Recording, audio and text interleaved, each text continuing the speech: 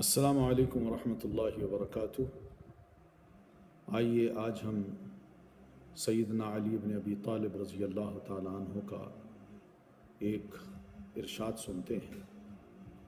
صحیح بخاری میں امام بخاری رحمۃ اللہ علیہ نے ان کا یہ ارشاد اپنی کتاب میں ذکر کیا ہے کہ جناب علی بن ابی طالب رضی اللہ تعالیٰ عنہ فرماتے ہیں کہ ارتحلت الدنیا مدبرۃ وارتحلت الآخرة مقبلة ولكل واحدة منهما بنون فكونوا من أبناء الآخرة ولا تكونوا من أبناء الدنيا فإن اليوم عمل ولا حساب وغدا حساب ولا عمل۔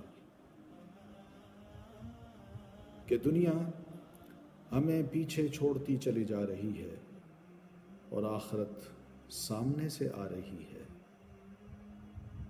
دنیا اور آخرت دونوں کے چاہنے والے ہیں، تم آخرت کے چاہنے والے بنو، دنیا کو چاہنے والے مت بنو، اس لیے کہ آج عمل کا موقع ہے، حساب نہیں، اور کل حساب ہوگا، عمل کا موقع نہیں ہوگا۔